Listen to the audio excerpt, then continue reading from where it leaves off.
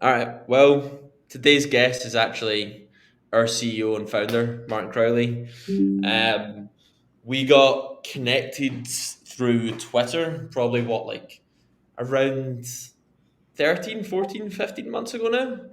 I think it Yeah, I would was say so. I'd say like May of last year.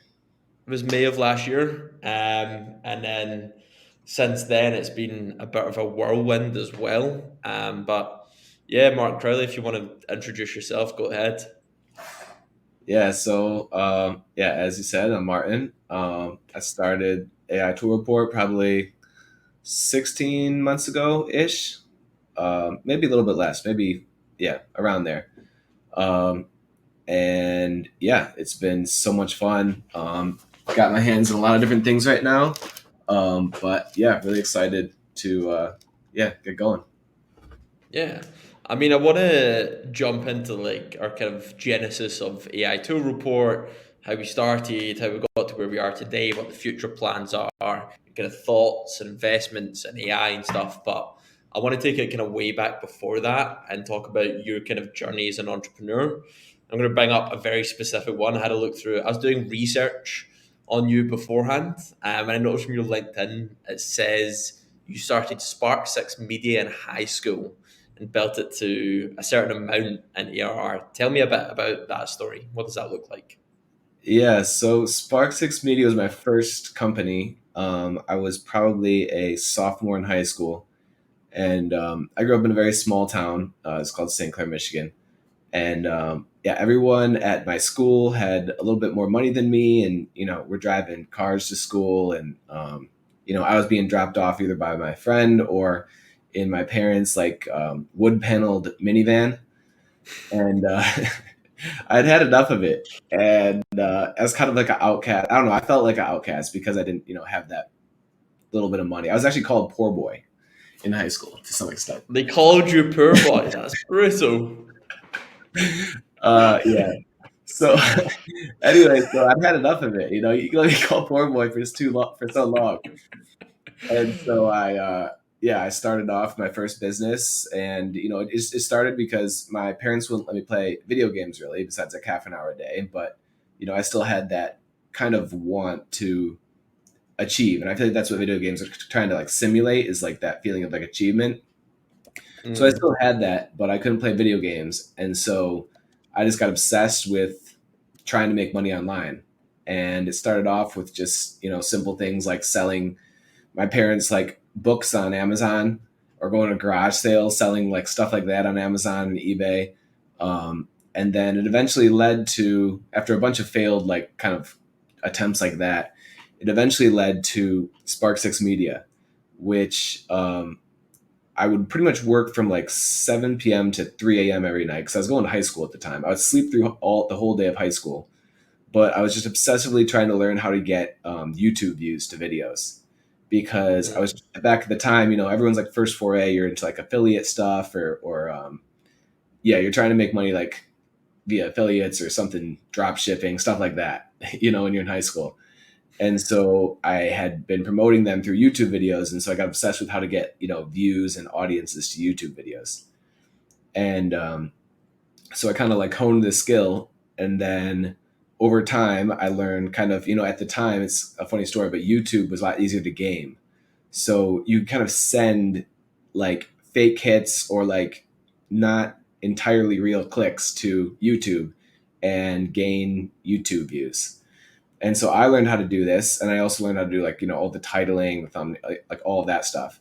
And so I learned how to do that, and I learned that other people wanted those services, and so I started selling packages just online to people on forums that I had met.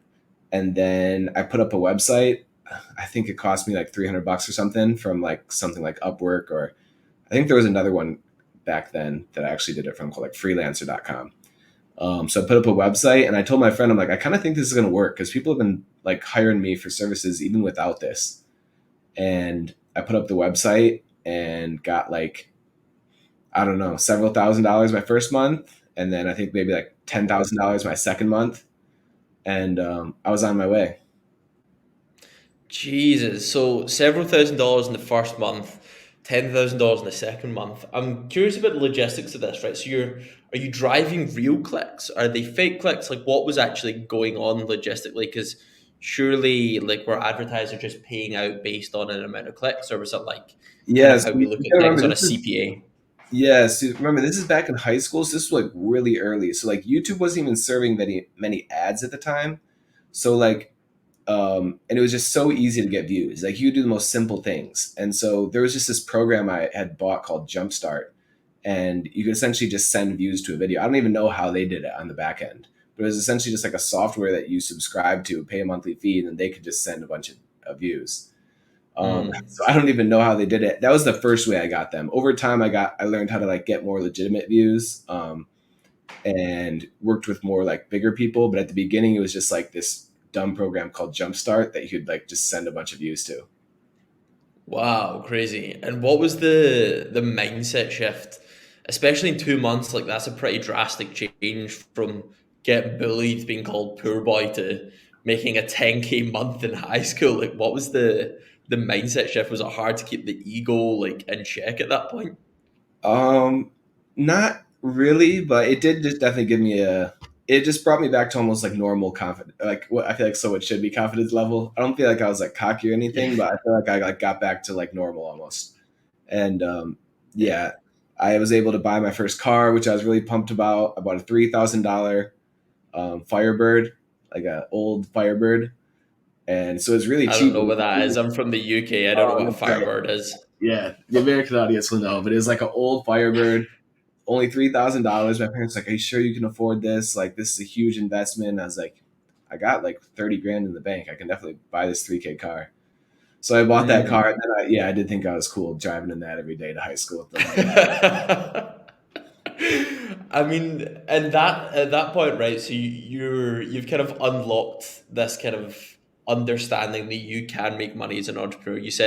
You mentioned all these kind of failed businesses beforehand. You find this business starting to work for you and stuff. What happened from there on out? Where you're like, I'm just going to try scale this as high as I can? Was there a kind of plan in place, or were you just following leads and seeing where it took you? Yeah, I was going pretty hard at it, but I didn't have the best understanding of systems and how to like systematize a business. So I was doing really well at the marketing side. And so, yeah, over time, I think by the time I graduated high school, I think I had like one or two like 50K months, or at least a 40K month. Um, and yeah, so I had some crazy months with not too many expenses, and yeah. So then after that, I was just trying to grow. I was trying to grow it, but I didn't have obviously the understanding I have now. And so my biggest problem was like I couldn't like systematize things as well as I can now, mostly through people like yourself who are way better at actually running the thing. But I was good at marketing and I was good at like kind of big picture stuff. But Mm. I could have made it a lot bigger if I knew what I know now. But I was just kind of a dumb high schooler. But I was trying my hardest. Like I said, I would stay up like till 3 a.m. every night and then sleep through the entire day of classes and then work when I'd get home. Yeah, My I grades were mean, not great. when you're seeing those kind of crazy months, what made you decide to one, stay in high school, and two, from what I understand, go to college as well? Like, assumedly, if you're seeing 50K months, you're like, I can see this being a 500K ARR business. Yeah. So well, I really wanted to get out of my small town, and so I actually wasn't going to be able to go to college unless I made enough money, or at least out of Mm. like outside of like a really small community college near me. And so yeah, I wanted to make enough where I could pay for myself for college because again, my grades weren't great because I was sleeping through classes every day. And my grades weren't great even before I started that because I just didn't have much of an interest in school. And Mm. so yeah, I wanted to make enough at least to like pay for my college, which actually kind of hurt me in a little bit because I was able to pay for my college, but they gave me much less financial aid because even though my Mm. parents didn't make any money, I had started making a bunch of money. So they're like, oh, he doesn't need it, which is kind of yeah. So don't make a bunch of money right before college if you can. So, anyways, I didn't have that many 50K month. I think I only had like one 50K month. So I think it wasn't, yeah, I wasn't making a crazy amount of money and it only lasted like that for like a year and a half. So it really just paid for college. And then after that, I had a little bit left, but not a ton. Mm. I mean, what eventually happened with the business then? In college, I kind of neglected it, and it was getting a lot more competitors and everything, and so that also led to some of the neglect. It was just like it was getting a lot more competitors. It was a lot more difficult, and so it was still making me money throughout college, but it was just got slowly less and less. I never ended up selling it or anything. I just like completely just ran it into the ground almost. Interesting. Is there any kind of mistakes like during that time period that stand out to you as something that you wouldn't make now because of the experiences you've had? Oh yeah, absolutely. I would have hired people way sooner. Um, I would have hired someone to help more with the operations things and then let me do, the more marketing and the big picture stuff. But I was doing it all. And again, I was in college, I was trying to have fun and everything. So yeah, it was a big mistake not to hire. And that's a mistake I made repeatedly in my life. But, this business did a much better job with, obviously hiring you. Yeah, I mean, hiring handsome Scottish men over in Australia, like it always pans out, doesn't Exactly, exactly. it? You mentioned a few times that like the thing that you're good at is big picture stuff. Is that something you would say that, like, in terms of advice to people that maybe are entrepreneurs and stuff, kind of focus on your strengths? Like, how would you kind of wrap that up and kind of give it as a piece of advice to someone? Yeah, it's actually just recently that I've actually realized my weaknesses more. But it's really important to realize. I wish I would have like fully, yeah, just realized that sooner. Because if you know what your weaknesses are, you can, work around that. And if you know what your strengths are, you can work around that. But if you don't really know, you're kind of just floundering. And so it's really only been in the last few years that I've learned that like I'm not the best operator, but I'm a really good at getting something going and, yeah, kind of like imagining something and then trying to make it happen and working really really hard, especially in its first like 6 months to get it going. Sometimes I can like my intensity can slow down sometimes after yeah, the first like year or two.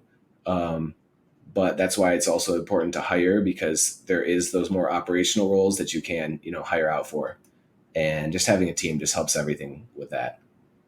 Yeah, I mean, like on that hiring note as well, I'm curious as to kind of what you look for. Like, obviously, we've done a bunch of hiring. I've kind of been doing some of the hiring in terms of like the roles that we've hired for in the past year and stuff. But say, for example, take me, for example, like what stood out about my application in comparison to other people? Like, what is it you're actually looking for when you're hiring someone new in one of your businesses?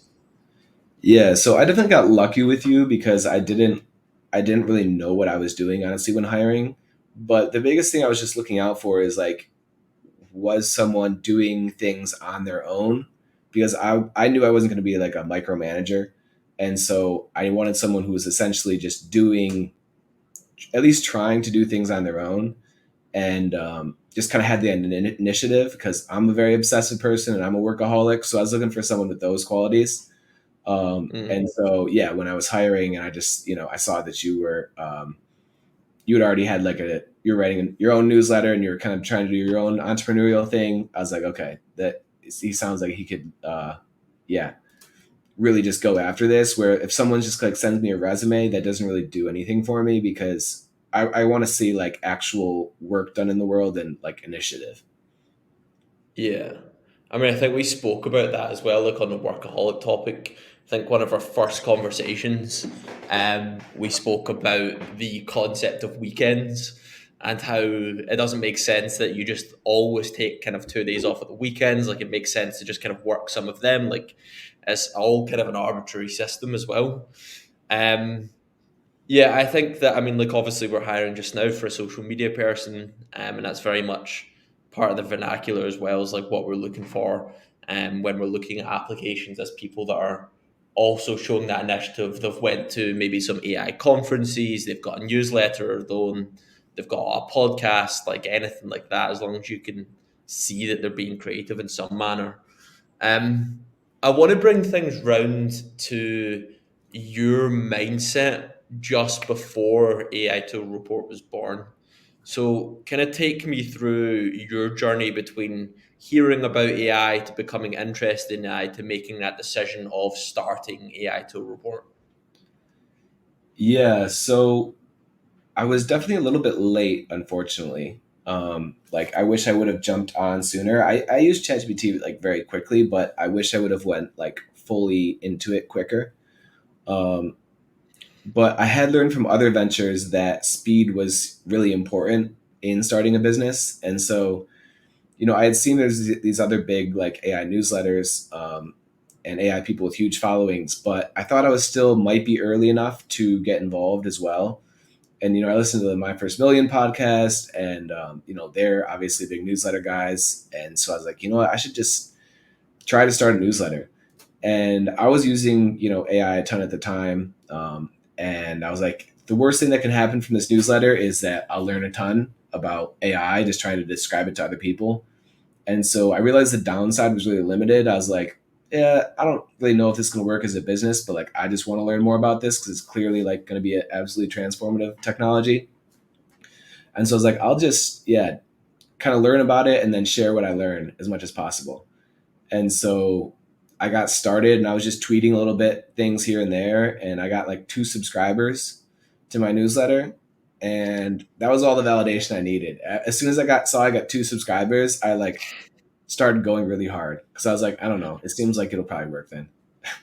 And Interesting. I started I started playing with ads more. I started posting more, and pretty quick it was just off to the races. Like there is sometimes in business where an idea just kind of works from the beginning, and this kind of like when that happens, you can kind of go all out because if it's already working with like minimal effort, it's going to work well with like a ton of effort. And I knew I needed to hit fast before like the huge excitement around AI slowed down a little bit because people were still this are the days when like there's Twitter threads every day like here's a 20 tools that will blow your mind.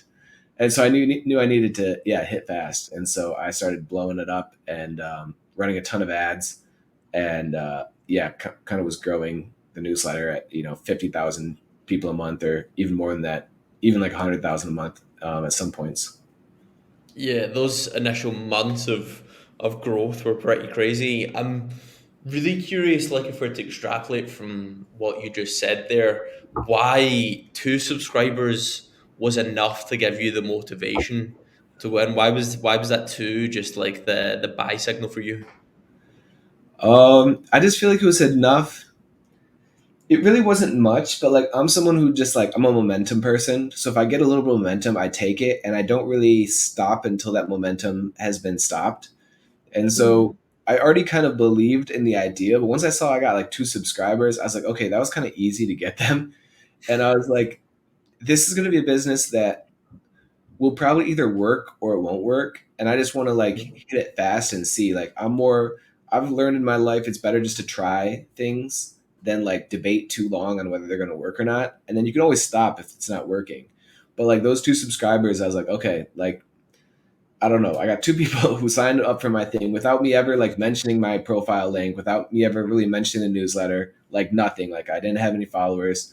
So I was like, I don't know. It just seems like, um, and again, I was like, if this doesn't work after a month of really trying, that's fine. But I was at a point where I wasn't really in another business. And I was like, this just seems like a good bet to take. And in business, I'm very much like, oriented around like, is this a good bet or not? And it just seemed like the worst case was I'd learned a ton. So it was very low downside. Yeah. And do you remember what those kind of first couple of weeks of newsletters looked like? Do you remember kind of the design, layout, and stuff? Oh yeah, they were awful. I don't even know. I don't even know what they look like. It was. I mean, I do kind of know what they look like. Like they had like this really old, like it just looked like a 80-year-old man had made it essentially. And the format was all different. It's hard to even remember because it was a while ago. But yeah, it was such a pain to make every day. But I was learning a ton, and I was writing to very very few subscribers, but I was taking like I was spending just hours and hours and hours writing the newsletter every day, and Hmm. it was just it was an interesting combination because I was like, oh, like one of my 10 subscribers is gonna be pissed if I like messes. But like no one cared at the beginning. Yeah. I mean, it's interesting that like From what I understand, it's just led by this kind of natural curiosity to experiment to some degree. It's like, all right, this is an interesting thesis. What happens if I just try this solidly for a week and see if it happens? Boom, enough of a buy signals, 3 subscribers will just go for that. Is that something that you kind of take? I mean, obviously, you use that in business ventures, but do you use that in other parts of your life, such as a new exercise regime or a supplement stuff? Like, how does that kind of factor into your natural personality too? Yeah, that's a good question. I am actually very like I'm kind of a hype man, like I will get excited about like some new like supplement or like some new I have this thing called Vitruvian for workouts that's really good, which is like this machine that you've used with the cords and everything. Um and yeah, so I do find something new and I just get really excited about it and I just go all in on it. And because it's low risk, right? Like going in, getting excited about something, putting your all in for a couple weeks, either you just have a couple fun weeks or it might turn into something bigger.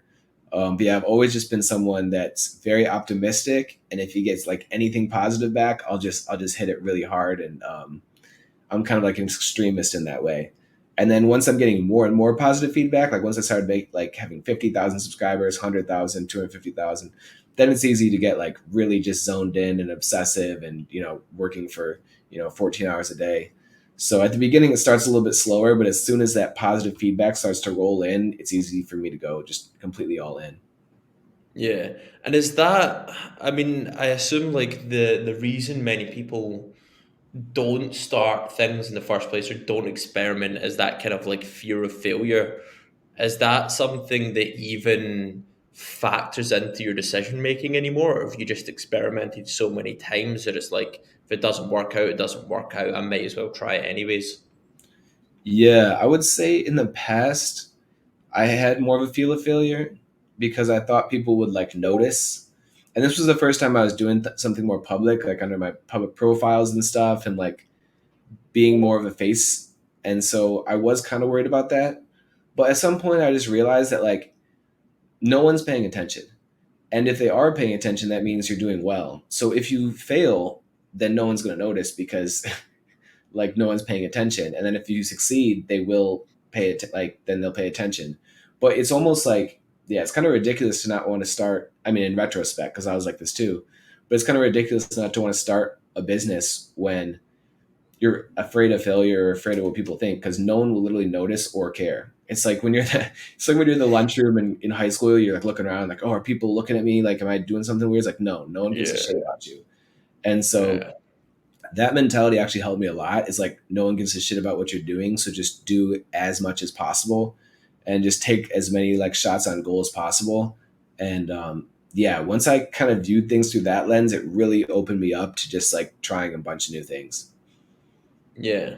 And would you say AI Tool Report is the first kind of business you've run where you've had kind of multiple people under you, it's grown in different directions, entering the SaaS space, stuff like that? Would that be correct to say? Yeah, this is by far the most kind of definitely the most employees, definitely the most complicated, multifaceted. Because we've tried so many different things, and we'll continue to try so many different things.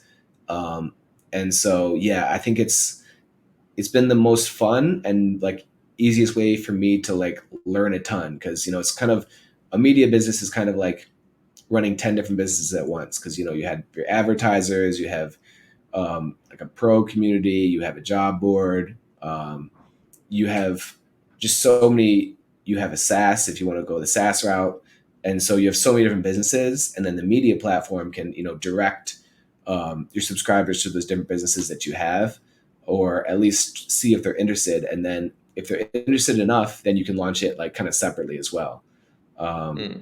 and so, yeah, and then obviously with the courses we've launched and the services, we've done so many different things. So it's been a great way to just try a bunch of different things at once and see what sticks. And if they don't stick, it's no problem. But then you can just focus in on the ones that are working. Yeah, I was wondering, like, obviously, you kind of covered them in short there. Like, if we could maybe do some rapid fire back and forth of things we've learned from kind of building this business over the past year. So, I mean, to give people context, if it's your first time like, listening to us or understanding what we are. I mean, the list has grown from 2 subscribers, as Mark mentioned, to over 500,000 over time. But at different times, we've had tools database, job board, we have a consulting offer. You can maybe speak about the SaaS in a little bit. We've got the pro community, we've released accreditations. So I was thinking maybe we just do some back and forth of kind of lessons we've learned over building it. I'll kind of start off, I would say, something as the agencies in terms of outsourcing, like whether it's marketing or operations or anything, work great in the short time, but kind of long term outlook, you want to be hiring internally for the right people. I'd say that's kind of a big lesson that we've learned over time is you really want people that are committed and involved to your culture and really obsessed about what you do.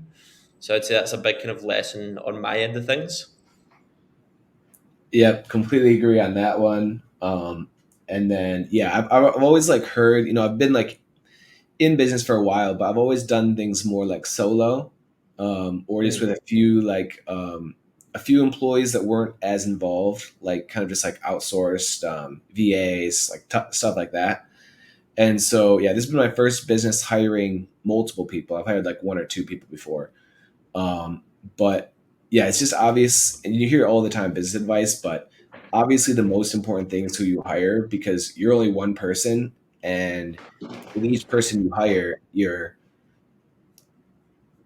doing a huge multiplier on the business, and so each hire is just incredibly important, and each bad hire is incredibly important. Obviously, we had this one writer early on who I don't really want to get fully into it, but he ended up being essentially a fraud and was awful.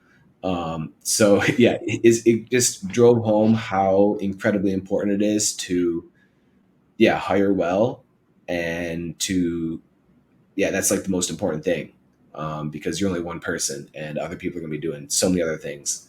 So yeah, hiring's been the number one thing.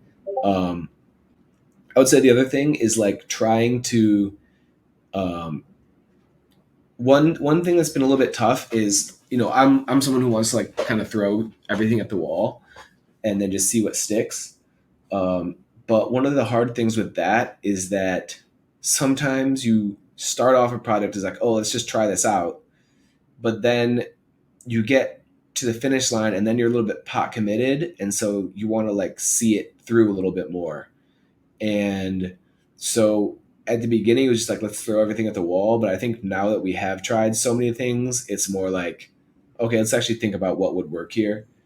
Um, so I don't know if that was a mistake as much as just a learning, but yeah, that one's been like really massive. It's just like, okay, we can try everything and it's kind of fun to try everything. But now that we have enough information, it's kind of smarter to actually think about what's going to work.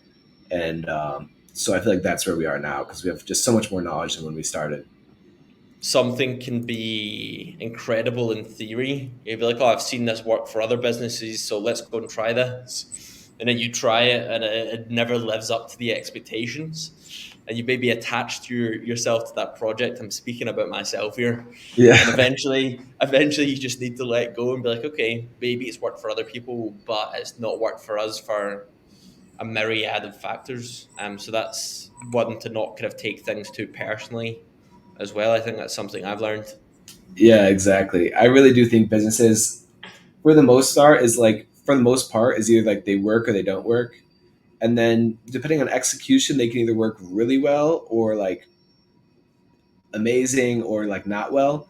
But for the most part, it's like the idea works or it doesn't. And like no amount of execution can make an idea that isn't going to work an idea that like works really well. You might get it from like a 0 to a 2, but you're never going to be able to get it to like a 10.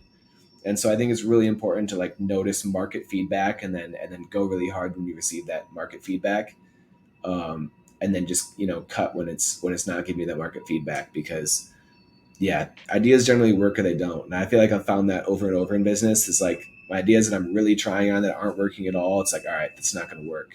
And then if Yeah, something has momentum, you just pour all your resources and time into that. yeah. I mean, that's definitely interesting. I want to take the conversation more towards the kind of field of AI itself, and kind of what you're noticing. So I'd love if you could. I mean, you use AI religiously. We kind of use AI internally as well. Talk me through a kind of daily process of how AI, ChatGPT, Claude kind of integrates into your process as a business owner. Yeah, so I have this massive flat screen desktop, and I monitor. And so in one of my corners, I literally have Claude, ChatGPT, and sometimes Gemini pulled up, but always Claude and ChatGPT. And literally every question I have, I'll just quickly refer to those and see what they're saying. Partially, obviously, it helps me a ton, but also I want to just be up to date with the technology as much as possible. And that's helped me a ton with just like doubling down on this business, is just realizing how useful it is, because I just know, as they scale these models and GPT-5 and GPT-6 come out, it's going to get a lot better from here, because, I remember when it was, GPT 3.5 and the improvement it went to from GPT-4. And yeah, I know it's going to continue. And so I want to be very proficient at using these things. And so sometimes I'll load up like an Excel document and talk to ChatGPT about it, like have it run.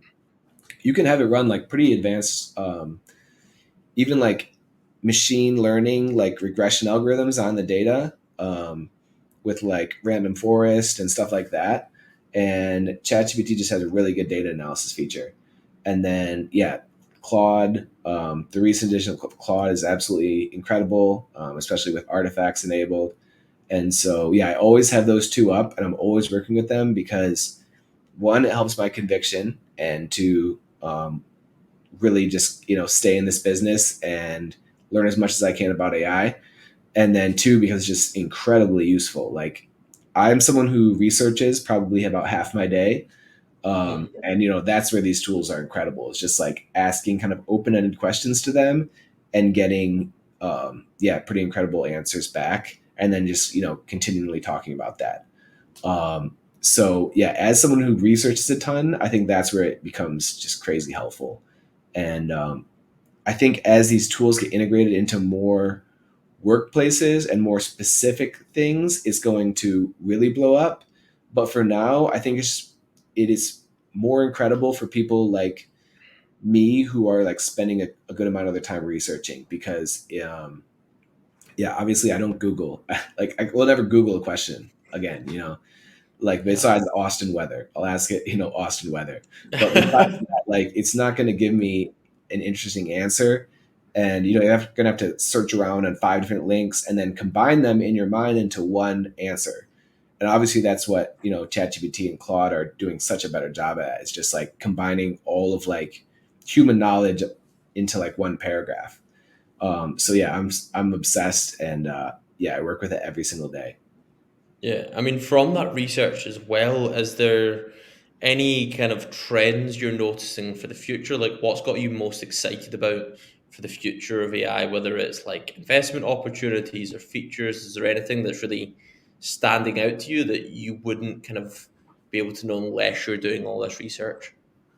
Yeah, so I am a massive investor in AI, and a lot of that's actually been helped by Claude and ChatGPT and stuff like that, because I will just kind of have an idea, and then I'll bounce those ideas off those platforms, and it's actually really good because it has so much general knowledge that if you say want to invest in AI semis, or um, you know obviously, the first one everyone goes to is Nvidia, but then you can work your way down into so many different industries that are impacted by AI.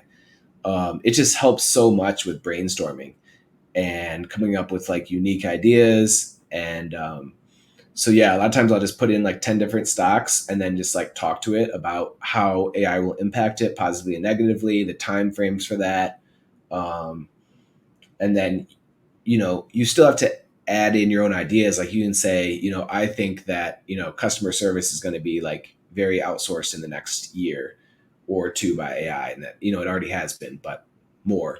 And so then it can say, I think these stocks would be good because these stocks are the most just like the most exposed to live customer support agents. And so you have to come with it like with an idea. You can't just say, like, hey, what's the best stocks to invest in? It's Yeah. not like that. But it's just such good brainstorming. It's like having like I don't know, the smartest intern in the world just sitting next to you that you can just ask any question to. Um, Mm.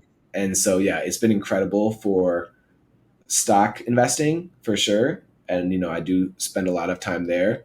But it's also just incredible for business planning and investing. Like you can tell it to come up with 10 business ideas around how the rise of GLP-1s will impact the stock market or whatever, and it will come up with those, and then you can just get very very specific, and yeah, it's just an amazing tool.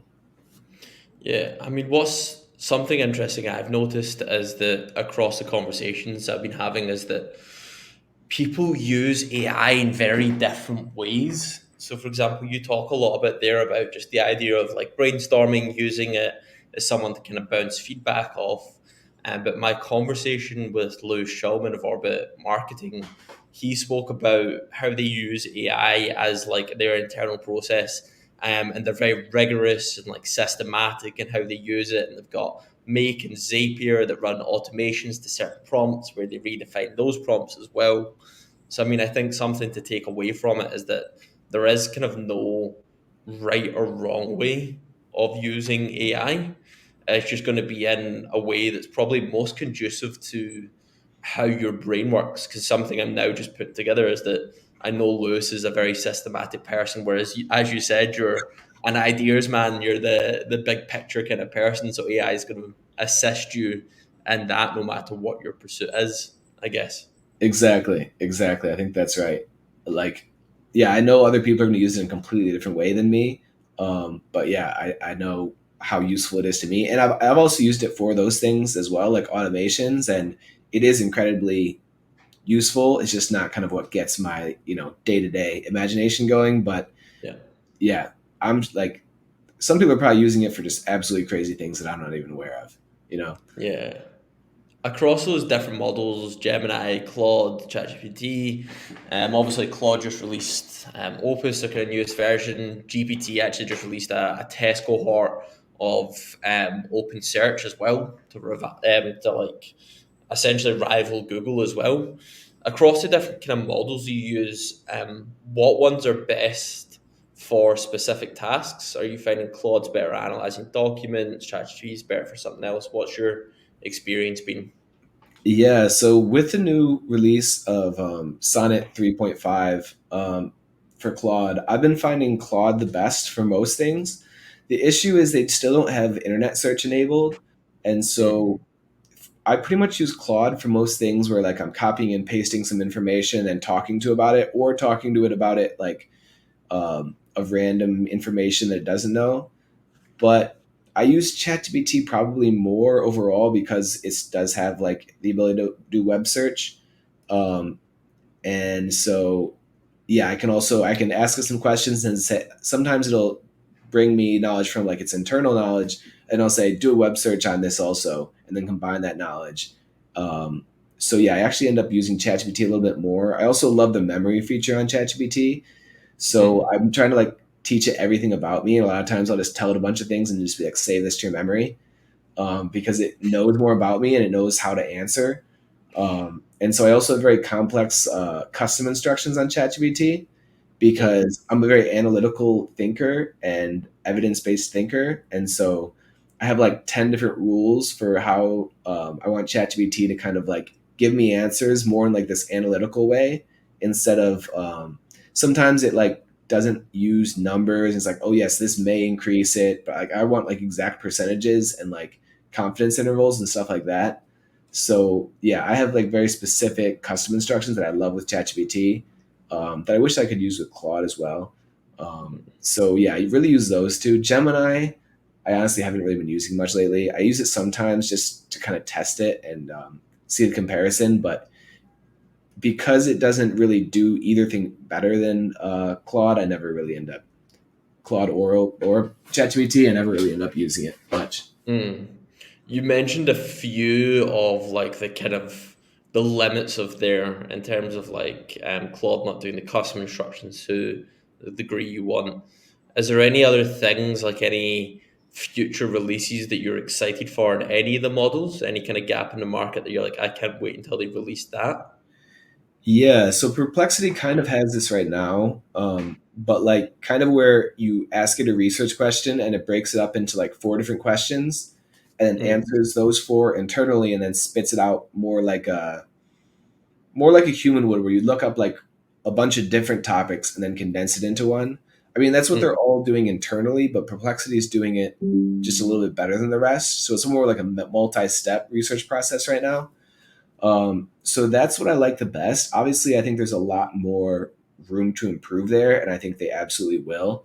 I think GPT-5 will enable some agent use cases. I think it won't be amazing, but for things like coding, I think agents will be amazing. Um, Probably a GPT-5. For other things, I think it'll like if you say like build me a business, I don't think GPT-5 will likely be able to like make you money online yet with like mm. autonomous agents, but I think it will be getting close. And I think it could do like it can definitely help, but I don't think it'll quite. But that's a very high bar, you know, expecting it to like here's $10,000, turn it into like 100 or like turn it into like $100,000 with like being an autonomous agent. But like some of this stuff is coming, and Mm. yeah, it's going to be super interesting. But yeah, I would say the next like seeable feature is I would love like more of that multi-step research agent that is like can really you ask it a complex question and then it really like investigates every part of it and then Mm. comes back to you with an answer instead of just like the one shot and then having to prod it a ton more yourself. It kind of prods Yeah. itself and kind of reinforce that kind of like it sees its own answer and then prods it through a different lens. So I think that will be coming soon, and I am excited for that. And as you mentioned, like Perplexity is probably the best at doing that right now. I think something I've learned as well through listening to the Dwarkesh podcast is that a lot of kind of top researchers and individuals within AI companies are excited about the idea of like an information explosion. Once we're able to train AI agents to become AI researchers and research more about topics that we don't understand as AI as well, we might actually become part of this generation where we're uncovering new information about molecules or maybe about formats or about science or physics or technology because we've got AI models out there that are sophisticated enough to go learn about this. So it's really exciting to be at the kind of forefront of this and have access to these models too.